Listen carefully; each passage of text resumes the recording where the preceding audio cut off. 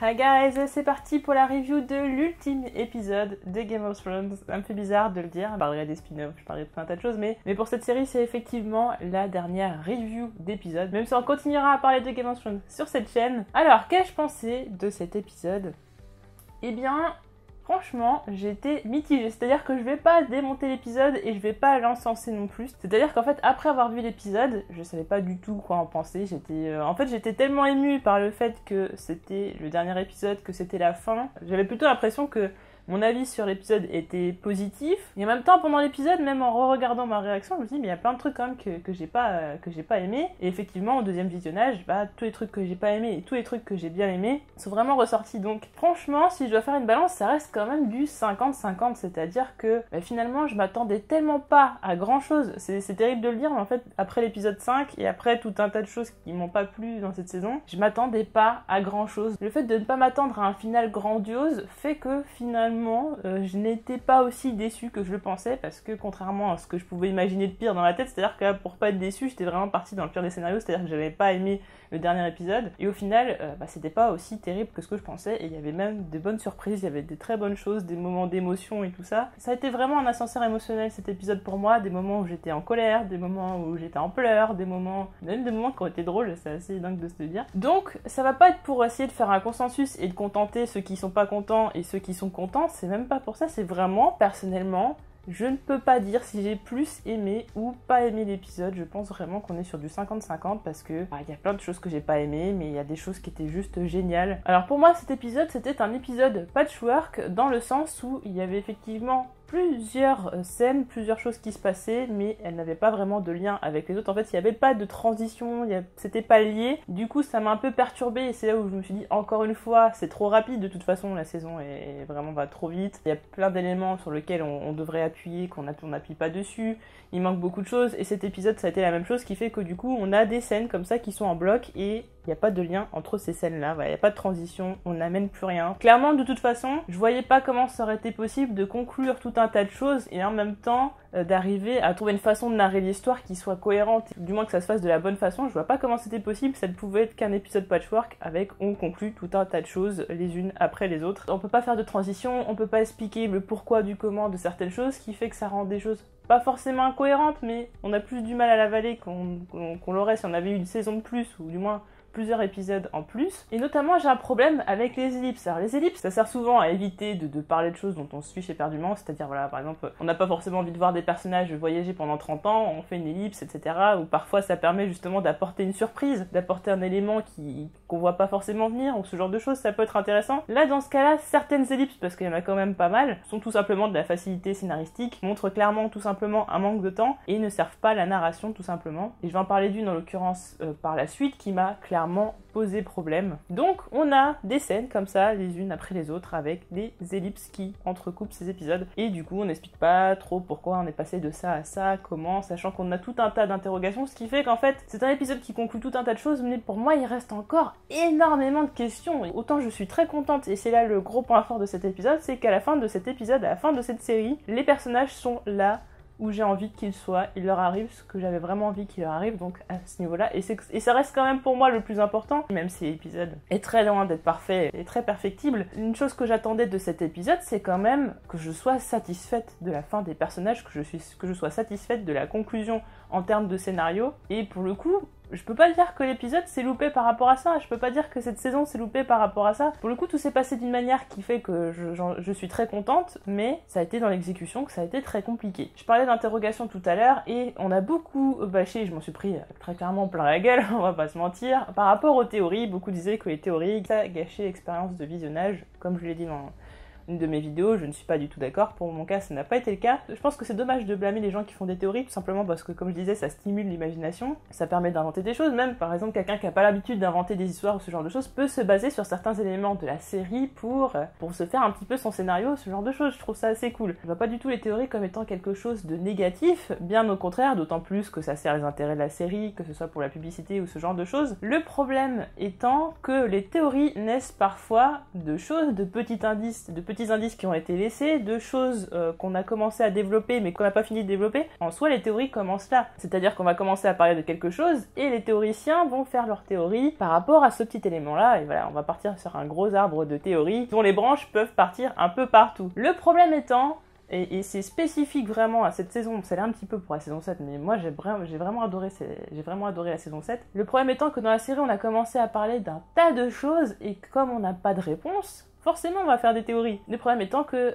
dans cet épisode, on n'a pas la conclusion à certaines choses. Ce qui fait que, bah oui, on a émis des théories parce qu'on a commencé à nous planter les graines de quelque chose qui pouvait potentiellement arriver, qui allait arriver, ou du moins on pouvait nous donner une explication contraire qui allait totalement invalider notre théorie. Sauf que là, et par exemple, je vais parler sur un exemple qui est probant, c'est par rapport à tout ce qui est relatif au mysticisme, tout ce qui est mystique, tout ce qui est magie, etc.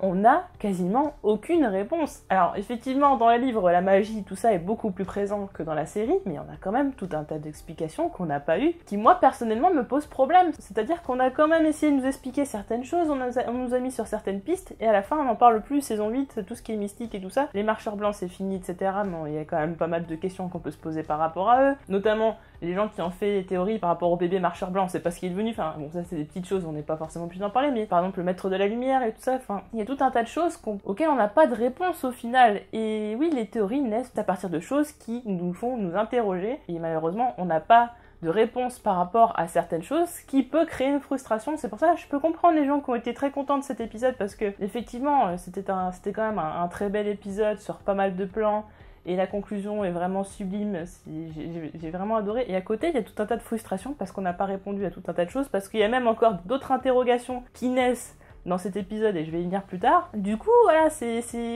pour moi, dans la balance, c'est assez compliqué. Et je m'évertue d'essayer d'analyser cet épisode sans penser à tout le problème de la saison 8 et tout ça. Si je prends même cet épisode à part entière, il y a des trous, il y a des choses qui manquent, il y a des choses auxquelles on n'a pas apporté de réponse, et effectivement, ça me pose problème, tout en ayant conclu et en ayant apporté des choses que j'aimais bien. Ça reste quand même 50-50.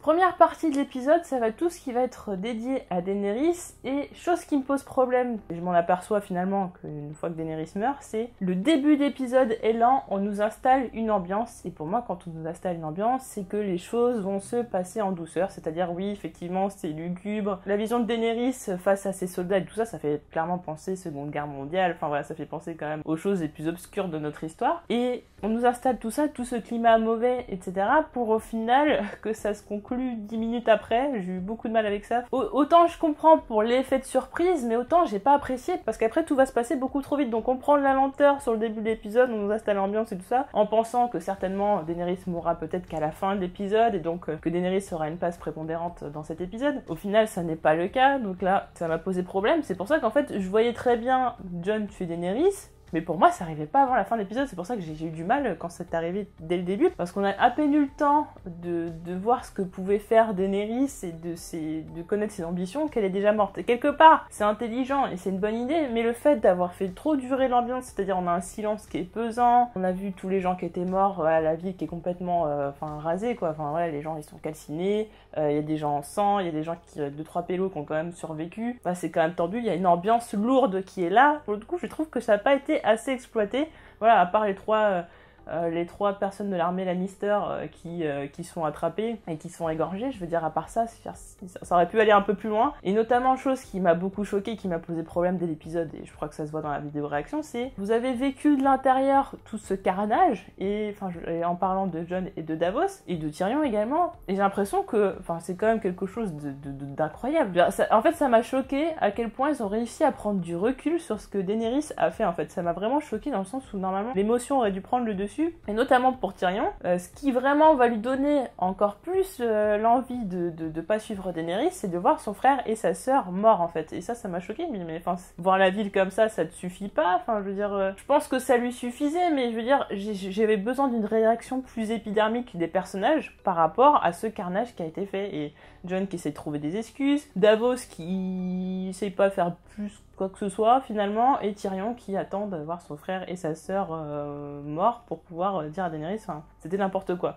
J'ai eu du mal par rapport à ça, et notamment Jon qui trouve des excuses, je veux dire, mais c'est pas cohérent avec le personnage qui a toujours tout fait pour protéger les gens et tout ça, et de voir quelqu'un qui fait l'inverse de ce qu'il fait, ça aurait dû être directement une réaction assez violente de sa part en fait. Peu importe si le personnage il est loyal ou quoi, le fait qu'elle ait tué tout un tas de survivants, pour moi ça devait prendre le dessus surtout sur l'amour qu'il porte à Daenerys. Limite pour moi, ça aurait dû le dégoûter. C'est ça que j'ai eu du mal en fait. Je pense que c'est ça qui m'a posé problème, c'est que, enfin, je sais pas, moi je vois quelqu'un que j'aime qui a brûlé vif tout un tas de personnes, toute une ville entière, je suis écœurée et enfin il y a plus du tout d'amour, il y a plus rien. Enfin je veux dire c'est juste une réaction logique et naturelle. Là la réaction de Jon elle est faite pour que le personnage soit toujours aussi amoureux, toujours aussi loyal et tout ça, peu importe ce qui se passe, et c'est là où je trouve pas ça cohérent du tout avec tous les risques qu'il a pris, même il en est mort justement pour sauver les gens. Comme disait Tyrion, il a fait les choses coûte que coûte, enfin, peu importe le prix à payer, il a sauvé les gens. Et là, il trouve des excuses à Daenerys. Genre, c'est pas... Non. Alors, effectivement, si il avait été directement en train de péter un câble et tout,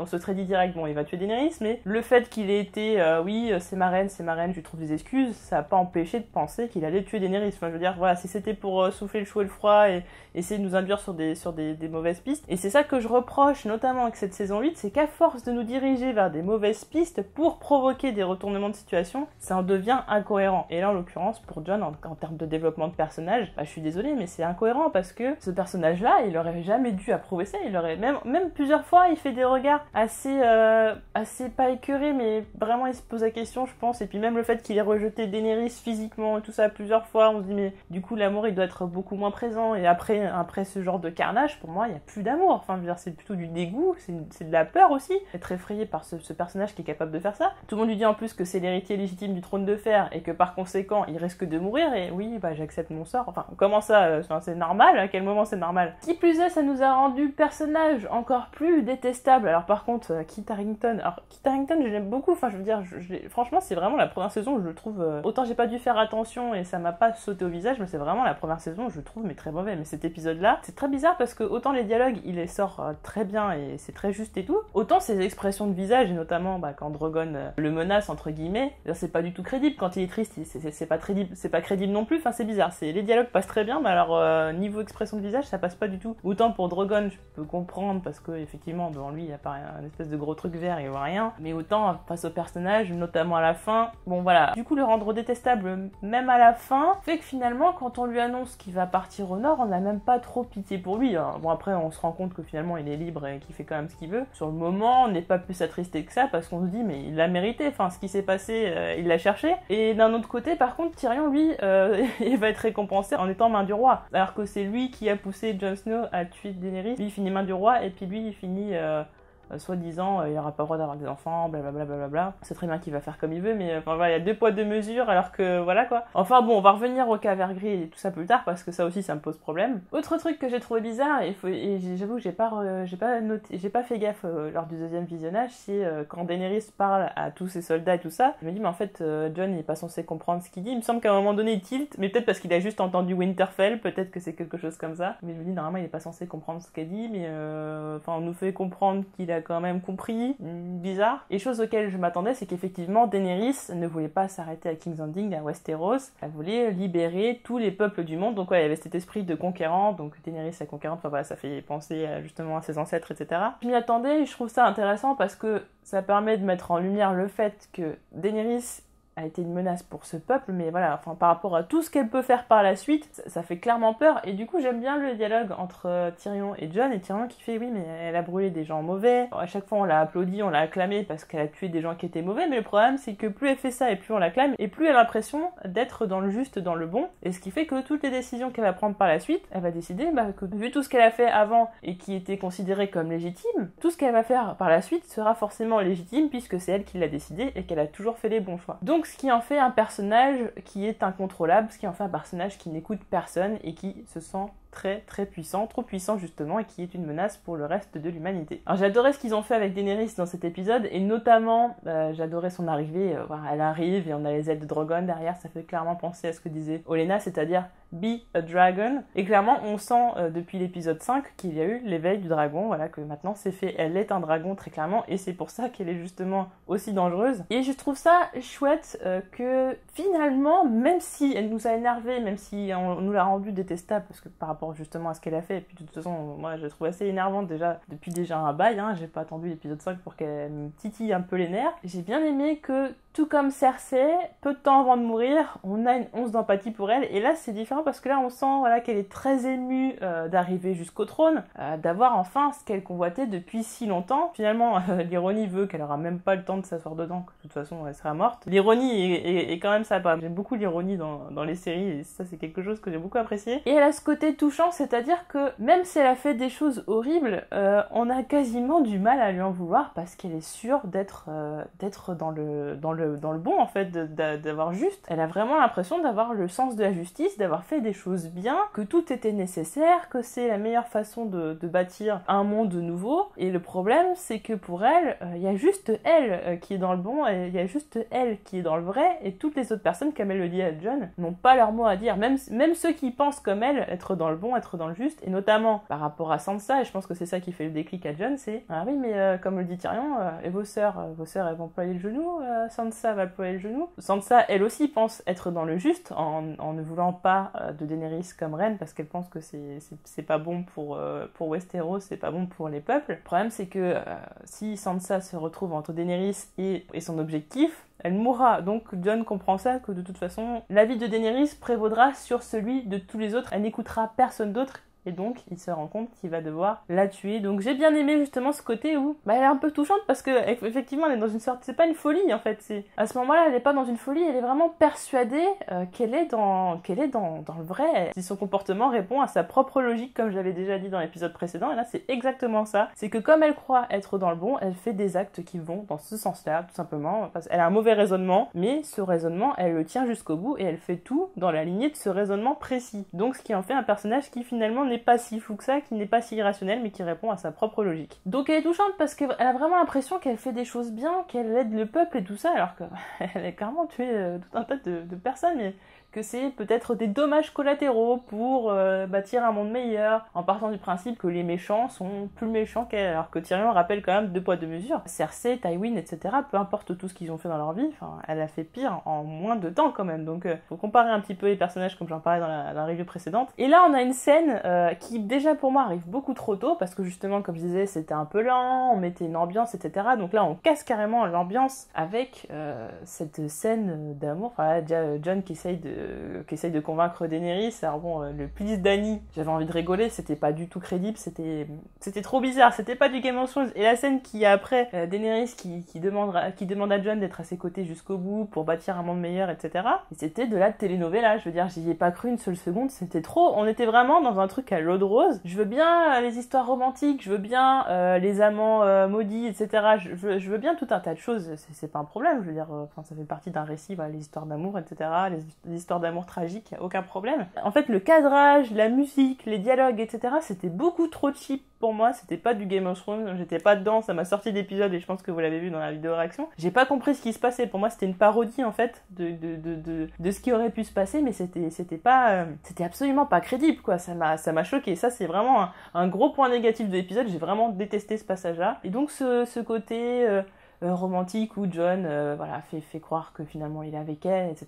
qu'il la suit et qu'il la tue tout d'un coup. Donc forcément j'étais surprise parce que début d'épisode, voilà, c'est assez choquant qu'on casse toute cette lenteur et tout ça du début d'épisode pour arriver déjà dès le début à la mort de Daenerys, auquel je m'attendais pas. Au début d'épisode, je m'attendais à une mort plus tard, qu'il la tue, etc. par la suite, mais je pensais qu'il aurait besoin de plus d'éléments pour être convaincu, etc. Surtout que quand il arrive dans la salle du trône, on se dit mais il est parti pour tuer Daenerys, il arrive là, il est en colère et tout, il va la tuer, et du coup qu'il la tue par la suite. Ça c'est très bizarre quoi, parce que tu te dis bah non pas tout de suite et en même temps tu sais qu'il est venu pour la tuer, c'est très bizarre comme sensation. Alors le coup de la dague dans le cœur, oui, je trouve ça un peu facile. Le problème c'est que si les grands méchants de la série n'étaient pas morts tous aussi facilement les uns que les autres, j'aurais rien eu à reprocher à ce passage là. Mais le problème c'est que Cersei, elle meurt sous les décombres. Bon surtout que quand on voit le début de l'épisode on se dit bon, je pensais que c'était vraiment effondré machin et tout, au final il y a quelques briques Je fais bon, c'est normal qu'il meure, mais je veux dire, j'imaginais quand même ça de façon un peu plus impressionnante, surtout qu'il y a toute une partie qui a pas été effondrée, enfin, et finalement ils auraient pu survivre d'une façon ou d'une autre, je trouve ça assez étonnant. Le roi de la nuit, bon, effectivement, ça m'avait l'impression qu'il allait gagner, etc., et Arya le tue tout d'un coup, mais du coup, elle le tue avec un coup de dague, Cersei elle meurt avec quelques briques, je veux dire, du coup, Dany elle meurt avec un coup de dague. Voilà, en fait, le problème, c'est que il y a eu tellement peu de résistance dans cet épisode, il n'y avait pas trop de confrontation, mis à part le roi de la nuit, mais en fait, le problème, c'est que le roi de la nuit, il roule sur tout le monde, et après, il se fait tuer comme une merde. Enfin, comme une merde, j'adore la mort, mais je veux dire, facilement. Ensuite, Cersei se fait rouler dessus, et elle meurt facilement, et là, on a Daenerys qui meurt facilement. Du coup, ça me pose problème, parce qu'à un moment donné, j'ai besoin de résistance, surtout dans le dernier épisode, je sais pas, j'avais besoin d'un peu de confrontation, de quelque chose, quoi. Là, c'est encore trop facile pour moi. Alors, effectivement, pour une romance et tout, pour une fin de romance, et notamment en référence à ce que disait Tyrion, c'est-à-dire que le devoir peut parfois être la mort de l'amour, on comprend qu'effectivement c'est le devoir de Jon Snow qui va tuer Daenerys et donc la tuer d'une façon pas très douloureuse, enfin c'est douloureux forcément, je pense qu'on prend tous une dague dans le cœur, bon déjà on meurt forcément, mais déjà c'est pas du bien, mais je pense que pour la faire mourir de façon pas atroce, ne serait-ce que c'était pas possible de la faire mourir dans l'atroce souffrance, parce que même par rapport à ce qui s'est passé à l'épisode 5, il y a tout un tas de fans qui ont adoré ce personnage, et au-delà de ça, parce que bon, de toute façon on tue des personnages qu'on aime, et même dans des manières atroces, mais en fait pour tout ce que le personnage a représenté pour Game of Thrones, pour la série, pour le récit, il fallait que cette mort soit plutôt douce. Je veux dire, ça pouvait pas être autrement, je vais la voir souffrir avec plein de sang qui sort de la bouche, les yeux qui convulsent, enfin je sais pas, enfin, par exemple, imaginons la mort de Geoffrey, ça aurait vraiment eu un goût très amer pour le coup. S'il y avait fin douce et amère, ça aurait été trop amer, je pense. Vraiment du mal à l'avaler. Et en plus, le fait qu'elle meure comme ça, ça gâche pas sa beauté. En fait, c'est un espèce d'enfant naïf qui est parti sur des mauvaises bases, qui a eu les mauvais raisonnements et qui va mourir. En fait, pour moi, c'est encore quand je la vois mourir comme ça, pour moi, c'est une gamine pleine de rêves. Elle veut arriver à quelque chose, mais elle fait mal les choses. En fait, elle est pas innocente, mais c'est sa naïveté, c'est son manque de jugement qui l'a fait arriver là. Et on est triste en fait à ce moment-là. On se dit mais si seulement elle avait eu un meilleur raisonnement, si finalement elle avait écouté les gens autour d'elle, s'ils avaient été plus convaincants, parce qu'aussi, il faut dire, c'est quand même la faute des autres qui finalement n'ont pas réussi non plus à se faire entendre, parce que bon, au bout d'un moment, voilà, mais après c'est vrai que face à quelqu'un qui a eu beaucoup de pouvoir très jeune, trop vite, c'est difficile après de faire quelque chose. J'ai quand même été un peu triste pour elle, notamment quand Drogon arrive, donc bon, voilà, la façon de faire tout ça, le coup de la dague, la petite scène telenovela avant, j'ai un peu de mal. Par contre, après, effectivement, que Drogon ressente, parce que bon, le Drogon n'y arrive pas par hasard comme ça, il a ressenti que sa mère était en danger, il a ressenti qu'elle allait mourir, donc il va à ses côtés. C'est hyper triste quoi, c'est tout ce passage là après avec Drogon, je le trouve juste excellent et c'est pour moi le meilleur, un des meilleurs moments de l'épisode vraiment très clairement. Puis en plus on s'attend à ce que Drogon tue Jon, et le problème c'est qu'à ce moment là je me dis mais c'est logique que Drogon tue Jon, donc ça va pas arriver, et en même temps si ça arrive pas ça n'a pas de sens. Le problème c'est que avec tout ce qui s'est passé dans saison 8, j'arrive à un moment où je suis dans l'épisode et je me dis ouais mais ça je m'attends à ce que ça s'arrive, donc ça va pas arriver, mais en même temps si ça arrive pas c'est incohérent, etc. Et du coup ça me gâche un peu l'expérience de visionnage, parce que comme on nous fait trop aller dans des fausses pistes, et comme on veut toujours nous donner ce qu'on n'attend pas, beaucoup trop parfois, il faut peut-être aussi donner aux gens ce qu'ils veulent, parce que des fois c'est la seule façon d'être cohérent, parfois, voilà, plutôt que d'aller au contresens. Là en l'occurrence, le fait qu'il ne tue pas Jon et qu'il détruise le trône, alors déjà c'est hyper symbolique, parce que le trône a été effectivement fait grâce avec les épées et les flammes du dragon Balerion. La symbolique c'est que il sait très bien, Drogon, que c'est pas Jon qui a mené Daenerys à sa perte, c'est cette volonté du trône de fer, c'est cette obsession pour ce trône, pour le pouvoir, qui l'a tué, qui l'a fait arriver jusqu'ici, qui en a fait un tyran. Et plus qu'à Jon, il en veut surtout au trône. Ce qui pour lui est le réel ennemi de Daenerys, cette obsession pour le trône. Donc j'aime beaucoup l'idée, tout en trouvant ça un poil tiré par les cheveux, et en même temps, on nous a montré quand même que les dragons étaient intelligents, qu'ils avaient de l'instinct, qu'ils avaient tout un tas de choses. Là, c'est peut-être donner un peu trop de cerveau humain aux dragons, donc c'est le petit côté tiré par les cheveux, et en même temps, ça me dérange pas tellement. Voilà, mais je pense que si j'avais songé avant, j'aurais dit ouais c'est tiré par les cheveux, mais c'est plutôt bien fait, donc ça passe. Mais c'était une très belle scène en tout cas, j'ai vraiment adoré. Par contre le problème c'est tout ce qui se passe après, ou plutôt tout ce qui ne se passe pas, parce qu'il se passe entre ça et la suite, eh bien rien en fait.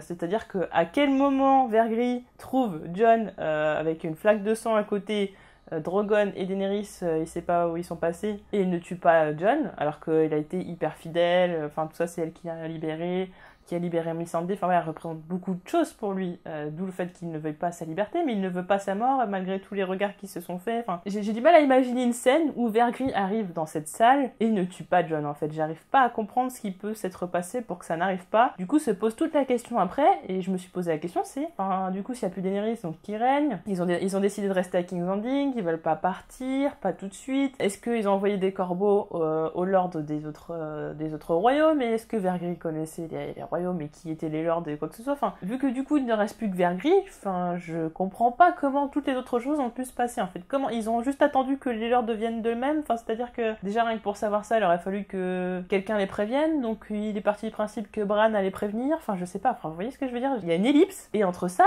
toute cette partie-là, j'avais quand même besoin de savoir, enfin, je veux dire, ça me semble irréaliste déjà qu'il laisse Jon en vie, ensuite comment ça se passe entre le moment où Daenerys est plus là et où tout le monde arrive. Pourquoi, comment, enfin... Et tout ça, j'avais besoin de le savoir. Et là, pour le coup, l'ellipse, ça fait que... Eh bien, prenez ça comme ça, voilà, vous saurez pas, c'est comme ça, et puis c'est tout. Et moi, je ne veux pas, dans une série, dans quoi que ce soit, qu'on me dise, bah, prenez ça comme ça, et puis c'est tout, et qu'on nous explique pas des choses qui avaient besoin d'être expliquées, et qui, du coup, rendent incohérente ce qui se passe par la suite, parce que, finalement, on nous a pas expliqué. Voilà, même si, voilà, Alors, je veux bien partir, parce que souvent, il y a des débats de, oui, il faut pas nous prendre tout le temps par la main, et nous expliquer tout. Je veux bien, mais là, pour le coup, ça n'avait pas de sens qu'on nous explique pas comment Vergris a laissé Jon. Alors, à la limite, on peut partir du principe que, finalement, Vergris s'est rendu compte que oui, Daenerys, elle avait été trop loin et tout ça, et que Jon a finalement avait raison de faire ce qu'il a fait, mais il aurait fallu pour ça nous laisser ne serait-ce qu'un élément, et c'est quelque chose dont j'ai parlé justement dans ma vidéo théorie, c'est-à-dire que je m'attendais à ce que Jon demande à Vergris, enfin, comment il peut tolérer ce qu'a fait Daenerys, c'est-à-dire qu'il manquait juste ce petit dialogue pour, à la limite, accepter le reste, et bah, Vergris, comme on n'est pas dans sa tête, comme on n'a pas trop fait de focus dessus, comme on a l'impression qu'on s'en fout. Et moi, j'arrive pas à comprendre le raisonnement de Vergris qui fait que, bah, il a été fidèle, enfin, surtout qu'il a été éduqué toute sa vie et tout comme esclave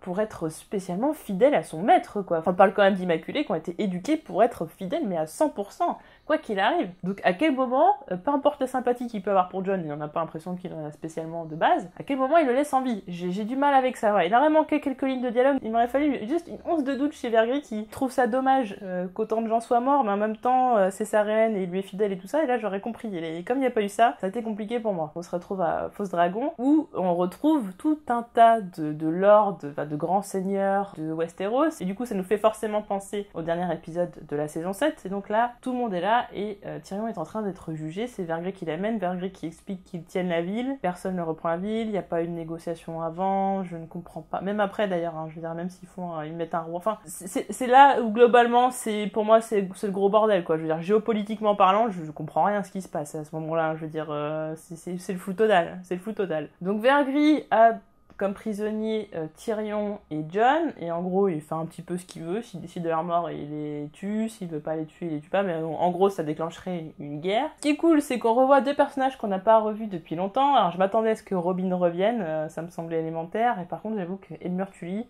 je vais totalement oublier, mais c'est cool, voilà, ça a été, en plus il nous a apporté le petit moment rigolo de cet épisode c'était juste du mec c'est un boulet quoi, à un moment donné c'est plus possible. D'ailleurs, chose qui me préoccupe, c'est, on voit quand même Tyrion avec une barbe assez énorme, Jon aussi, enfin combien de temps il s'est passé depuis tous ces événements là, entre la mort de Daenerys et tout le monde arrive, combien de temps il s'est passé aussi, pareil ça j'ai pas de réponse par rapport à ça, est-ce que je dois déduire en fonction de la taille des poils de barbe, je sais pas, mais je n'en ai aucune idée. Donc Vergris dit qu'il veut justice, c'est-à-dire en gros pour lui c'est voilà, faut punir les deux, mais pour un immaculé, juste être emprisonné ou être main du roi, parce qu'apparemment être main du roi c'est puni. Enfin, dans ces cas-là, moi si j'ai trahi quelqu'un et je deviens Premier ministre, c'est une punition, vous êtes sûr. Hein. Je m'y attendais à ce que Tyrion propose donc une élection, parce qu'il en avait déjà parlé à Daenerys dans la saison 7, effectivement, donc c'est ce qui s'est passé, je m'y attendais. Déjà on se rend compte que personne ne veut se présenter à part Edmure Tully, là tout le monde rigole, enfin tout le monde il fait rigoler, enfin, c'est toi, c'est bon. Sam qui va parler de démocratie, ça va faire rigoler tout le monde. Ça c'est propre à Game of Thrones. Les nobles qui rigolent quand on parle de donner un peu d'importance au peuple. Enfin voilà, c'est typiquement médiéval, c'est typiquement à l'ancienne. J'ai bien aimé ce côté-là, tout en trouvant ça détestable forcément. Tyrion qui va faire tout un discours et je m'attends effectivement à ce qu'il dise Sansa, parce que bizarrement, je m'en suis rendu compte finalement au fur et à mesure de la saison. Moi je pensais vraiment que Sansa c'était le choix qui me semblait le plus logique pour la série, et en même temps je pensais que c'était un personnage qui n'était pas attendu par les fans ou par tout le monde comme étant un personnage qui pouvait arriver sur le trône. Finalement, je me suis aperçu au fur et à mesure de la saison 8 que tout le monde pensait que Sansa allait sur le trône. Et comme la série veut forcément prendre à revers nos attentes, finalement ils ont compris, Après, voilà, à voir si la fin est vraiment celle qui sera dans les bouquins et tout ça. George R. Martin a dit ça allait, mais en même temps ça allait pas, ça allait, mais ça allait pas, comme il a dit sur son blog là dernièrement. Donc, du coup, on sait pas ce qui va être comme ça et ce qui ne va pas être comme ça. Du coup, comme on essaie de bouleverser nos attentes, je me dis, mais ils sont partis du principe qu'effectivement, tout le monde pensait que Sansa allait arriver sur le trône, ou du moins Tyrion, et du coup, on met quelqu'un qu'on pensait pas du tout. Et quand Tyrion annonce Bran, je me dis, mais en fait, j'avais vraiment... je suis passée à un truc, mais un poil de cheveux près, quoi. Enfin, je veux dire, à un cheveu près, je suis passée pas trop loin du truc sans avoir les éléments pour pouvoir raisonner dans ce sens-là. Je me souviens, dans une review, avoir fait vraiment un focus sur... et c'est dans l'épisode 2, si je dis pas de bêtises, pendant lequel on a Tyrion qui va discuter avec Bran, et donc Bran va raconter tout un tas de choses, et on sait pas ce qu'il a raconté exactement, on sait juste qu'il va lui raconter tout un tas de choses, il dit de toute façon moi j'ai le temps pour écouter des histoires et tout ça, et ils sont ensemble, et je me dis cette scène elle est importante à ce moment-là, je sais pas si vous vous souvenez de cette review-là, je me dis cette scène-là elle est importante, et notamment après Tyrion par la suite est un peu plus optimiste, et se dit on va pas mourir, etc., alors qu'avant il était pessimiste. Et épisode 4, peu de personnes l'ont relevé aussi, mais Tyrion discute avec Bran, et on se rend compte que Bran dit qu'il est toujours dans le passé, qu'il ne veut plus rien, etc. Et même dans l'épisode 3 d'ailleurs, Tyrion a un échange de regards en début d'épisode avec, et je me dis mais tous ces moments-là, je me suis rendu compte que ça avait une importance, que c'était bizarre, mais j'ai pas su en fait conclure ce que ça voulait dire en fait. Je me suis dit est-ce que Tyrion est au courant des plans, par exemple de ce que Bran sait pour l'épisode 3, pour la bataille de Winterfell, je me suis posé la question, puis en même temps il y avait toujours cette espèce de lien entre les deux, ces discussions, par moments on a l'impression que vraiment Tyrion porte de l'intérêt à Bran, et on sait pas vraiment pourquoi en fait, et je m'en vais en fait de pas avoir pu comprendre, mais en même temps j'aurais pas pu le trouver parce qu'il manquait tout un tas d'éléments pour arriver à cette conclusion, et même après l'épisode 5, je suis pas arrivée à cette conclusion que Bran deviendrait roi. D'ailleurs je me suis fait spoiler dans les commentaires, je le savais pas que je m'étais fait spoiler parce que je trouvais ça improbable, surtout parce qu'en fait, et là c'est encore un truc qui m'énerve, c'est que, alors j'aime les retournements de situation, mais je pense pas qu'un retournement de situation doit forcément avoir avant le fait qu'on nous induise en erreur. C'est-à-dire si vraiment un scénario est bien fait, on n'a pas besoin de nous induire en erreur pour qu'on arrive à être surpris par quelque chose. Et là le truc de nous dire à chaque fois, tout le temps, Bran il veut rien, Bran il est plus lui-même, Bran il est dans le passé, Bran de toute façon il veut pas être lord, forcément s'il veut pas être lord pour nous il veut pas être roi, donc il va pas être roi, donc forcément dans les commentaires quand je vois oui Bran sur le trône, de toute façon il veut pas être lord, je me dis sûrement que les gens ont oublié le fait qu'il a dit qu'il ne voulait pas, et voilà, donc j'ai pas pris ça pour un spoiler parce que ça me semblait improbable. Au final c'est ce qui se passe, l'idée en soi, je l'aime bien. J'ai pas de problème avec ça. J'ai effectivement une amertume par rapport au fait qu'on nous ait induit en erreur en faisant comprendre qu'il voulait pas. Alors on essaye quand même de nous faire avaler la pilule en nous disant oui mais il veut pas être roi, mais il va être roi quand même. Oui, bon, enfin c'est un peu facile. Je veux dire, lui il veut pas être main du roi, mais il va être main du roi quand même. C'est très facile pour le coup, j'ai un peu de mal avec ça. L'idée de Bran en soi, elle est très bien parce qu'effectivement il y aura pas meilleur roi dans le sens où lui il connaît les vices des humains, il a toute l'histoire du monde dans sa tête, en fait toute l'histoire de Westeros elle est dans sa tête, il sait ce qui s'est passé, il sait ce qui se passe actuellement, c'est la meilleure personne pour justement comme il dit amener les gens vers le futur, vers un meilleur futur, c'est certainement le meilleur choix qui peut être fait, donc en soi l'idée de Bran c'est assez surprenant et tout ça, et j'aime bien, autant d'avoir rendu en erreur, j'ai pas apprécié. Maintenant le problème étant que comme c'est pas un personnage pour lequel on a beaucoup de sympathie, c'est difficile d'être ému quand on dit Bran, nanana, je sais plus combien, blablabla, voilà, roi des Andals, blablabla. T'es content parce que c'est un Stark, parce que effectivement il a vécu des choses dures, mais comme on lui avait enlevé toute cette part d'humanité pendant plusieurs saisons, limite des fois elle a été un peu détestable, parce qu'il fait des réflexions à sa sœur, oui, t'avais une belle robe quand tu t'es fait violer, etc. Quand il est roi, t'as un peu de marbre en mode... l'idée elle est très bonne, mais alors le personnage en lui-même, je m'en fous un peu quoi. Enfin, Bran, je sais pas...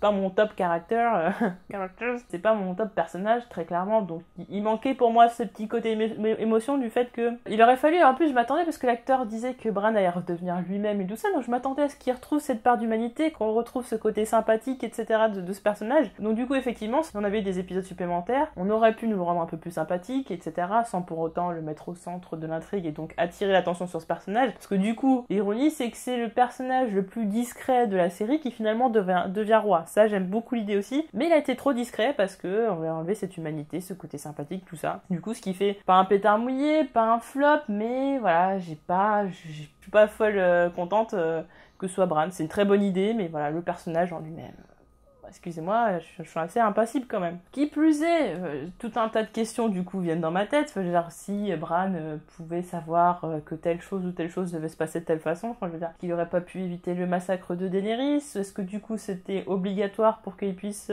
changer les choses? Enfin, je sais pas, enfin... Concernant Bran, c'est vraiment lui, c'est le point d'interrogation vivant. Je veux dire, lui, c'est toutes les questions que j'ai sur la série et le concerne quasiment que lui. Enfin, je veux dire...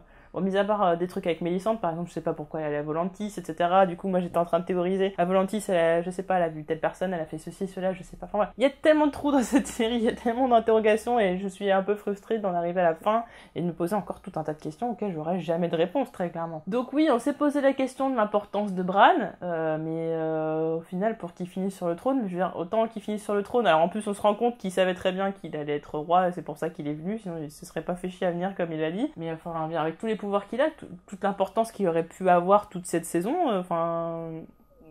je sais pas, c'est comment vous expliquer qu'il n'ait pas évité autant de choses, qu'il est...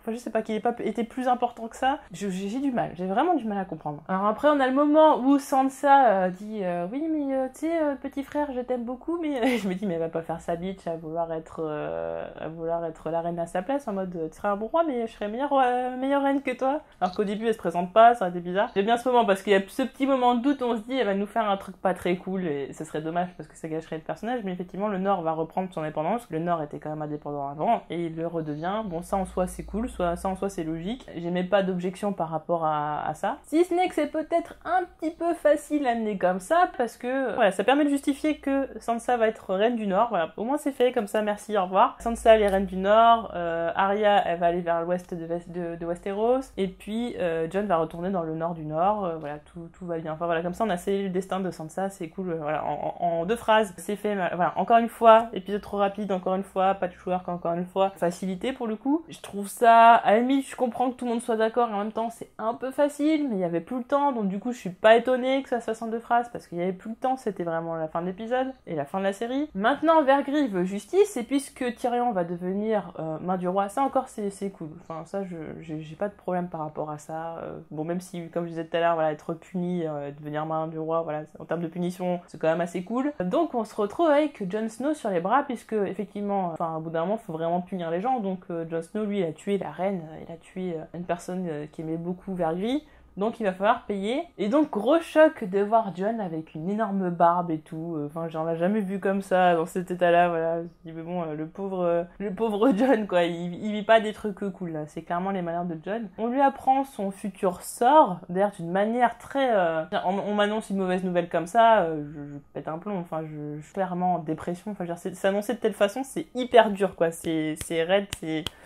Faut l'avaler le truc quand même quoi. Mais au final on se rend compte que, parce que même Jon fait comme ça, parce qu'on dit oui on va t'envoyer à Château Noir et tout ça, donc on va t'envoyer à Castle Black, et Jon qui se fait la réflexion du téléspectateur qui est mais il y a encore une garde de nuit, c'est pour faire quoi?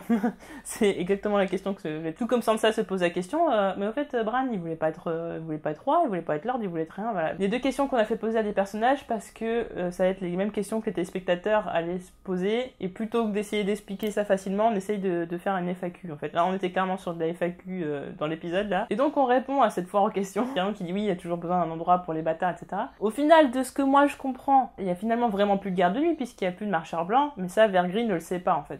Vergris on lui avait expliqué qu'il y avait une garde de nuit pour protéger le royaume des vivants, etc.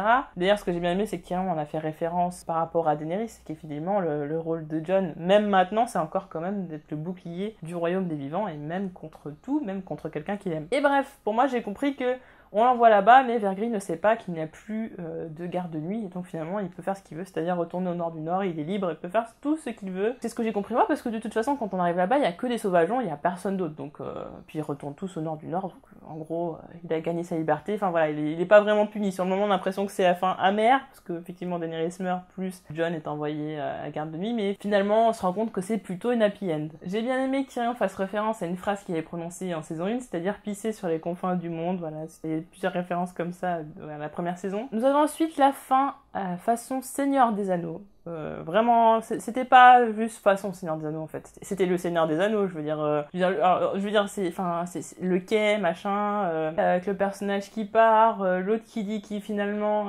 il va pas rester avec les autres mais qu'il va s'en aller. Enfin voilà, on est sur la même scène. Je veux dire, même visuellement, c'est trop la même scène. Les gens qui sont en train de larmoyer. On est sur la même scène que le Seigneur des Anneaux.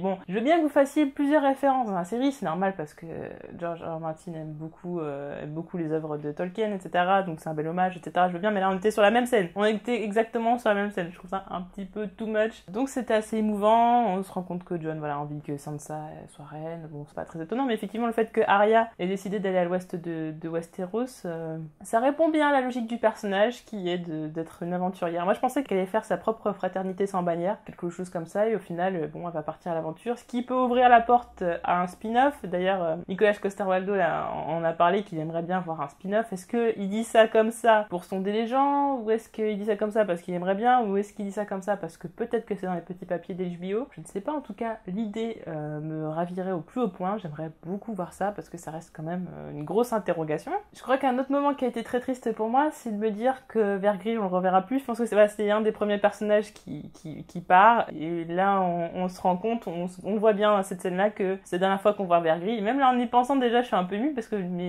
juste me rappeler de ce moment-là, je me suis dit ah ouais, mais là c'est vraiment la dernière scène on voit, c'est la dernière fois on voit tel personnage, c'est hyper émouvant. Et en soi, après tout le passage d'élection et tout ça, tout le reste, j'ai trouvé ça vraiment top, vraiment génial. Le fait que Brienne ait lavé l'honneur de Jaime, et on se dit, et là c'est vrai peut-être qu'il m'a manqué quelques petites choses, j'aurais aimé savoir comment Brienne a pris la mort de Jaime. Au final, bon, c'était peut-être un peu superflu. Je pense que c'est plutôt mon côté fan Brienne Jaime qui fait que j'aurais voulu savoir un peu comment elle a pris la nouvelle, son chemin de réflexion et tout ça. Et au final, il n'y en avait pas besoin, parce qu'on se rend compte qu'elle finalement elle a pas été rancunière, elle a tellement aimé cet homme que malgré le fait qu'il l'ait quitté, qu'il soit parti pour retrouver l'amour de sa vie, elle lave quand même son honneur. L'ironie veut que finalement la dernière ligne qui sera écrite sur lui, c'est qu'il a été là pour protéger sa reine, alors que sa réputation était celle d'un régicide pendant toute sa vie. Donc il meurt avec les honneurs au final. L'occasion de se rendre compte que sur l'armure de Brienne, qu'il y a une corneille, donc référence à la corneille aux trois yeux. Et puis là, on a une scène qui est tout aussi sympathique. Alors voilà, un petit côté rigolo, léger, peut-être pour soulager un peu la tristesse des fans à ce moment-là d'épisode qui va après, voilà, enfin, genre, tout un tas de personnes ont chialé par la suite. Fallait relever un petit côté léger pour que ce soit... Franchement, tout ça a été parfait. Toute la fin de l'épisode est vraiment parfaite en soi, je n'ai rien à redire. Tyrion qui est en train de tirer les chaises et tout ça parce qu'il veut que ce soit de telle façon. Bran qui a fait faire une chaise à sa taille pour pas que ce soit bizarre pour lui. On se rend compte donc qu'il y a les meilleurs conseillers de Game of Thrones, c'est-à-dire on a Davos qui a une place qui est tout à fait légitime. On a Brienne a une place tout à fait légitime. Sam également. Bronn, on peut s'interroger, mais même si Bronn m'avait un peu saoulé, tout ça, qu'il est hyper opportuniste, on passe l'éponge. On aime beaucoup Bronn, donc ça fait vraiment plaisir qu'il se retrouve à nouveau avec Tyrion, et puis en plus Podrick qui est devenu chevalier. On retrouve à nouveau ce trio. C'est une happy end. Quand on disait douce et amer, je m'attendais quand même quelque chose de plus amer que ça, enfin que tout ce qui s'est passé dernièrement. Franchement, pour moi c'est pas amer limite. Je veux dire, c'est normal qu'il y ait des péripéties, ça fait partie du récit, mais pour moi il n'y a pas eu grand chose d'amer au final. Vu que la mort de Daenerys c'était quand même logique et faisait sens. Il n'y a pas eu grand chose d'amer, donc oui, on les retrouve avec ces petites discussions et tout ça. Bran qui dit oui, bon, vous allez vous améliorer, tout ça, et qui a un petit sourire. Là, on voit vraiment qu'il va retrouver ce côté humain. Je pense que ça a été un peu fait pour ça. Et ce côté léger, drôle, et voilà, on se retrouve avec un nouveau cycle. Voilà, c'est vraiment un cycle qui redémarre. D'ailleurs, quand ils font référence au maître des chuchoteurs, au maître des lois. On se dit qu'il y en aura des nouveaux, peut-être qu'ils vont mettre le bazar et que du coup, il va se passer tout un tas de choses, mais vu que Bran a quand même des pouvoirs assez incroyables, il peut éviter tout un tas de problèmes. Mais on se retrouve donc avec un nouveau cycle, avec de nouvelles choses qui vont arriver, avec de nouveaux personnages. C'est assez émouvant de se dire que ça finisse comme ça, et puis ensuite on a les transitions entre les personnages, entre les Stark, enfin les Stark Targaryen, mais bon. Pour le coup, vu que, effectivement, encore un autre truc, c'est que tout le monde finit par savoir quand même que Jon est un Targaryen, que Jon est l'héritier légitime au trône. Avant que Tyrion fasse émettre l'hypothèse d'une élection, la seule chose qui empêche en gros Jon d'être sur le trône, alors que c'est l'héritier légitime au trône et que techniquement il était roi depuis que Cersei est morte, voilà, bon bref, dans la logique il y a un délire quoi. En fait c'est le fait que Vergris le retienne et qu'ils ont pas envie de faire une guerre qui fait que Jon ne monte pas sur le trône. Enfin, c'est un délire, mais en tout cas tout le monde sait que c'est un Targaryen, que c'est l'héritier légitime au trône et tout va bien, on n'en reparle pas, voilà. Donc en gros, pour faire comprendre qu'à la fin Jon reste quand même un Stark parce qu'il a été élevé par un Stark, parce que voilà, il est quand même à moitié Stark. À la limite, ça passe, mais voilà, c'est tout un tas de trucs vous avez pas réglé quelques petits trucs pour qu'on en arrive là, en fait. C'est comme je disais, il y a des chemins par lesquels il faut passer pour arriver à tel endroit. Ouais, on s'est téléporté, mais on n'a pas pris le chemin, en fait. C'est très clairement ça pour moi, la saison 8 de Game of Thrones, et particulièrement cet épisode. Et la transition de Arya qui se prépare à son voyage, Sansa qui se prépare à devenir reine, Jon qui se prépare à aller au nord du nord, donc qui retrouve Tormund, et là je m'en veux d'avoir râlé parce que finalement on a le câlin avec Ghost, et c'est là où je me dis mais toute l'équipe a gardé le secret. Ils en ont pris plein la gueule par rapport au fait que Jon s'en battait les steaks de Ghost, parce qu'il savait très bien que le câlin on allait l'avoir, et franchement ces transitions voilà entre ces personnages qui évoluent vers leur nouvelle vie, et j'en ai des frissons même d'en parler parce qu'elle est juste parfaite, il y a rien d'autre à dire, c'était génial. Toute cette fin d'épisode est juste parfaite. C'est une fin digne de Game of Thrones. C'est une fin qui répond totalement à ce que j'aurais voulu voir. Bon, y a rien à dire.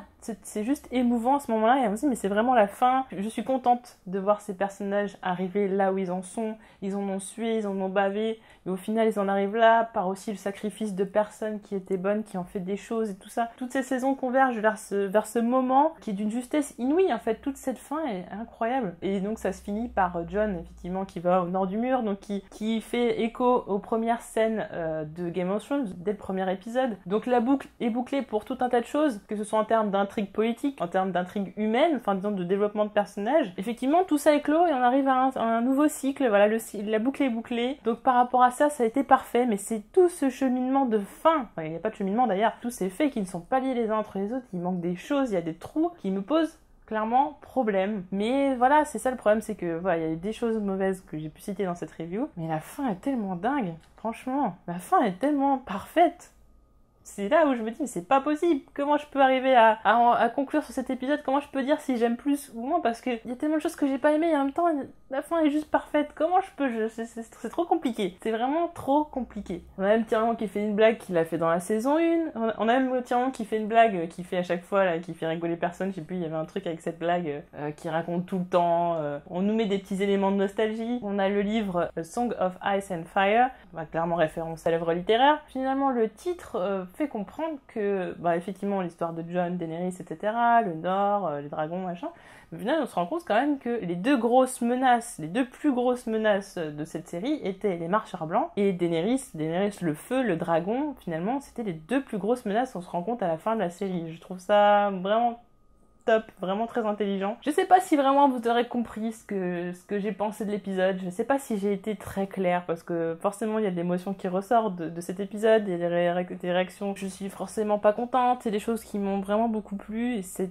difficile avec un épisode pareil d'essayer de s'exprimer clairement, j'espère avoir été la plus claire possible. En tout cas, ça a été une œuvre incroyable, ça m'a fait vivre des choses incroyables. Enfin voilà, ça a été vraiment une aventure, quoi. Je veux dire, même si on n'est pas les personnages de cette série, on a tout vécu avec eux et c'est juste... voilà, de toute façon, on aura l'occasion de reparler de cette série, mais ça a été juste incroyable. Et même si la saison 8 a été rushée, je dirais pas bâclée, mais... Enfin, bâclée par certains aspects, je suis quand même d'accord, mais je pense surtout rushée. Même s'il y a des choses qui n'étaient pas parfaites et tout ça, ça reste quand même la plus grande série que j'ai jamais vue. Pour même encore quelques décennies, la plus grande série qui ait jamais existé. Enfin, en termes d'intensité dramatique, en termes de scénario, en termes de prouesse visuelle, c'est quand même une série qui a été extraordinaire. Et en soi, du coup, je suis quand même contente que la conclusion, vraiment la fin de la série, m'ait quand même beaucoup plu et que j'en sois satisfaite, parce que ça aurait très bien pu ne pas être le cas. Et là, je suis quand même soulagée. Enfin, même si l'épisode en soi, voilà, je suis sur du 50-50, je suis quand même soulagée de me dire la fin me convient, parce que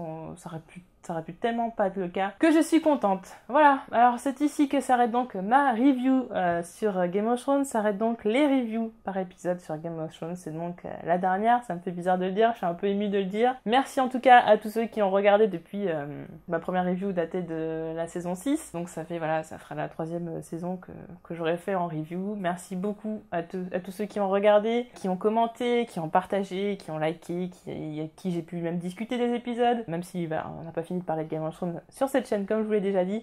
Merci à tous et on se retrouve très vite pour d'autres vidéos et à bientôt. Salut!